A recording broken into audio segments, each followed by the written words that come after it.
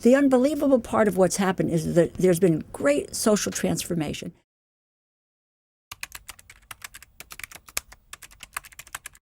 But our public policy, and I speak from a government perspective, that's the world that I negotiate in, that the government has not kept up with the change in people's lives. Our public policy is not now meeting the new demands, and it needs to for women at every level. The equal pay legislation, the pay equity legislation, I'm hopeful that we'll have younger women supporting it and coming out and trying to persuade, particularly the United States Senate, to move forward on it, because it really does affect them very, very directly. But that would put real teeth into the Equal Pay Act of 1963. It would allow today employers can retaliate against women if they talk amongst themselves about their job. It prohibits employers from doing that. It also allows the Department of Labor to begin to collect statistics about men and women's wages.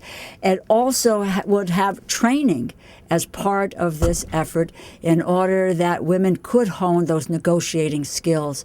Oftentimes that's a very, very serious drawback, that they sit and don't negotiate on their own behalf in terms of higher wages.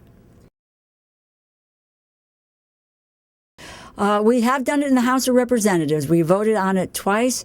It's now in the Senate, and I have confidence in both Senator Harkin and Senator Dodd that they will move the bill forward. But we have to be vigilant about it and make sure that we are advocating both inside the institutions, but the way the institution works, the Congress works, is the advocacy and the strength of that advocacy from the outside.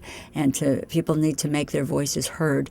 And women at all ages need to make their voices heard. Well, the issues face women at all levels, mothers, not mothers, single, separated, divorced, widowed, across the board. Wages are important to economic security, and more, as the Shriver Report has pointed out, that women are in the workforce. This is a permanent situation. We're not likely to reverse this, so that their presence there, whether they're mothers or whether they're not mothers, that has to do with wages. It has to do with benefits and health care. You have 48% of people in this country who work in the private sector don't have a single paid sick day. We are looking at, it's women who work in small businesses or who work part-time, whether they are mothers or whether they are not mothers, they don't have any paid sick leave. So this affects everyone, and these are not women's issues. These affect families. Well, you have to be involved.